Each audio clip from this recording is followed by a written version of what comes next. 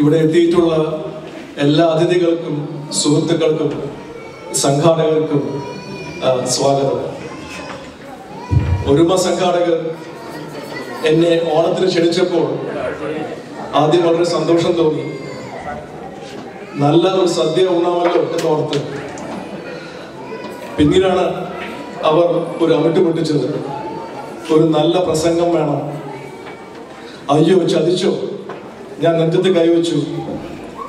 ഞാനൊരു പാവം ഡോക്ടറാണ്. മരിക്കാൻ കിടക്കുന്ന ഒരു പറ്റം രോഗികളെ വേണമെങ്കിൽ പുനർജീവിച്ചു തരാം, പക്ഷേ പ്രസംഗിക്കാൻ മാത്രം പറയരുത്. അപ്പോൾ അവർ രണ്ടാമത്തെ അമിട്ട് പൊട്ടിച്ചു. ശുദ്ധ മലയാളത്തിൽ തന്നെ സംസാരിക്കണം. ഞാൻ പറഞ്ഞു, ഉച്ചയൂണിന് ശേഷമുള്ള പ്രസംഗം ഒരു വധശിക്ഷയല്ലേ? ഒടുവിൽ അവർ കൂട്ടാക്കിയില്ല. ഞാൻ തോറ്റു, അവർ ജയിച്ചു. തമാശയ്ക്ക് പറഞ്ഞതാണ്. It is an honor to be here. I would like to thank Oruma for inviting me and family.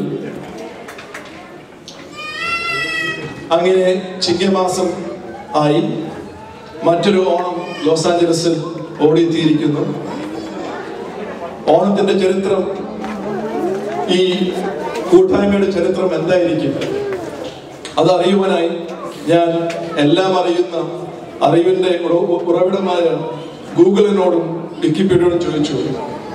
അവർ പറഞ്ഞു, ഓണം ഒരു ആഘോഷമായി ആദ്യം രേഖപ്പെടുത്തിയിരിക്കുന്നത് 8ാം നൂറ്റാണ്ടിലാണ് അത്രേ. കുലശേഖര പെരുമാൾ എന്ന രാജകുടുംബം ആണ് അന്ന് കേരളം ഭരിച്ചിരുന്നത്. എന്നാൽ ഓണവും മഹാബലിയുമായുള്ള കണക്ഷൻ അപ്പോൾ എന്നാണ് തുടങ്ങിയത്? അത് ശരിക്കും അറിയില്ല. പക്ഷേ മഹാബലി എന്നൊരു രാജാവിനെ കുറിച്ച് ഭാഗവതത്തിൽ പറയുന്നുണ്ട്. ആരായിരുന്നു ഈ മഹാബലി? ഒരു ചരിത്ര പുരുഷനോ സങ്കല്പമോ?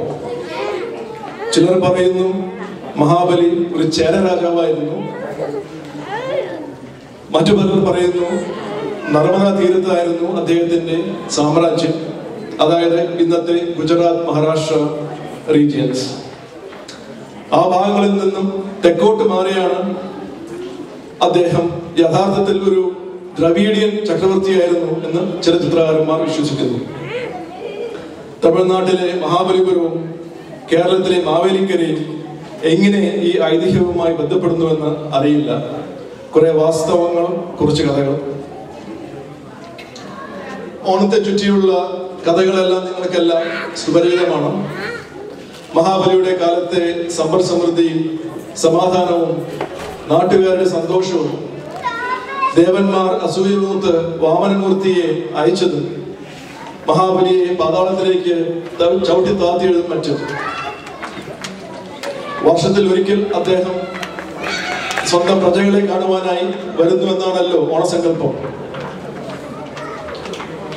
അപ്പോൾ ജഗദീശ് ശ്രീകുമാർ, ഹാസ്യ ചക്രവർത്തി ജഗദീശ് ശ്രീകുമാർ ഒരു ഓണസദസ്സിൽ പറഞ്ഞത് ഓർമ്മയിൽ വരുന്നു. ഇത്രയും നന്നായി രാജ്യം ഭരിച്ചിട്ടും ആൾക്കാരെ പ്രീതിപ്പെടുത്തിയിട്ടും ദാനശീലനായിട്ടും എന്ത് കാര്യം? ചവിട്ടി താത്തിയില്ലേ എല്ലാവരും കൂടെ? പക്ഷേ ചക്രവർത്തി പതറിയില്ല. വളരെ പോസിറ്റീവായിട്ടാണ് മഹാബലിയെ പുരാണത്തിൽ ചിത്രീകരിച്ചിരിക്കുന്നത്. എന്നെ സംബന്ധിച്ചിടത്തോളം ഇത് തന്നെയാണ് ഈ ഓണത്തിന്റെ സന്ദേശം. ഏത് പ്രതിസന്ധി വന്നാലും കൂട്ടായ്മയോടെ ഒരു പോസിറ്റീവ് ആറ്റിറ്റ്യൂഡിൽ നേരിടണം. അതിനുള്ള മനക്കരുത്തുണ്ടാക്കണം. ഇംഗ്ലീഷിൽ ഒരു ചൊല്ലുണ്ട്, it is your attitude in life that shapes your future, not the challenges, the trials or the tribulations. അത് വളരെ ശരിയാണ്. ജീവിതാനുഭവങ്ങൾ അത് എപ്പോഴും നമ്മളെ ഓർമ്മിപ്പിക്കുന്നു. ഇനി ഒരുമയെ കുറിച്ച് 2 വാക്കുകൾ. ഒരുമ ലോസ് ആഞ്ചലസിലെ കുട്ടികൾക്ക് മലയാളം ക്ലാസ്സസ് നടത്തുന്നുവെന്ന് ഞാൻ കേട്ടു. ഇത് വളരെ നല്ലൊരു കാര്യമാണ്, വളരെ പ്രധാനപ്പെട്ട ഒരു വിഷയമാണ്. ഞാനും എൻ്റെ കുടുംബവും മറുനാട്ടിലാണ് ജനിച്ചു വളർന്നത്. ഞാൻ അറേബ്യയിലും എൻ്റെ അമ്മ, ഭാര്യ മുതലായവർ ആഫ്രിക്കയിലും. ഒരു തരത്തിൽ പറഞ്ഞാൽ ഞങ്ങൾ ആദ്യത്തെ ABCDs ആണ്. അമേരിക്ക ബോൺ അല്ലെങ്കിലും ആഫ്രിക്ക ബോണും അറേബ്യ ബോണുമാണ്. അന്ന് കാലത്ത് മലയാളത്തിൽ സംസാരിക്കൂ എന്ന് പറയുന്നത് തല്ലിക്കൊല്ലുന്ന സമയമായിരുന്നു കുട്ടികൾക്ക്. എന്നാലും വീട്ടിൽ അച്ഛനമ്മമാർ ഞങ്ങളെ മലയാളം പഠിപ്പിച്ചത് കാരണം ഇന്ന് എനിക്ക് നിങ്ങളോട് 2 വാക്ക് സംസാരിക്കാൻ സാധിച്ചു. Language is A window into A culture. താൻ ആരാണെന്ന് ശരിയായി അറിയണമെങ്കിൽ അവനവൻ്റെ ഭാഷ അറിയണം. നമ്മുടെ സംസ്കാരം നമുക്ക് മനസ്സിലാവണമെങ്കിൽ ഭാഷ അറിഞ്ഞേ തീരൂ. ഭാഷ പഠിക്കണം, ധാരാളം വായിക്കണം. യുവതലമുറയോട് എനിക്ക് അതാണ് പറയാനുള്ളത്.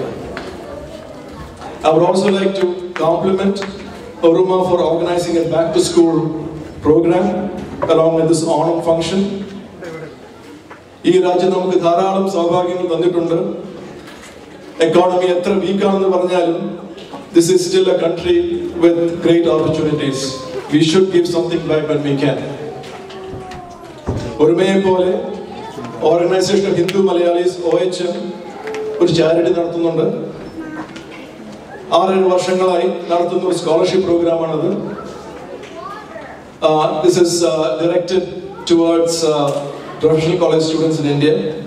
കേട്ട് കാണും, എഡ്യൂക്കേറ്റ് എന്നാണ് അതിൻ്റെ പേര്. എല്ലാ വർഷവും ഒക്ടോബർ നവംബർ മാസങ്ങളിൽ ഒരു ഫണ്ട് റേസിംഗ് ബാങ്ക്വറ്റ് ഞങ്ങൾ നടത്താറുണ്ട്. ഇത്തവണ നവംബർ 3-നാണ് നടത്തുന്നത്. എല്ലാവരും വരണം, എല്ലാവരും ക്ഷണിച്ചുകൊള്ളുന്നു. ഇത്രയും പറഞ്ഞുകൊണ്ട് ഞാൻ എൻ്റെ വാക്കുകൾ ചുരുക്കുന്നു. Wish you happy Onam. നന്ദി, നമസ്കാരം.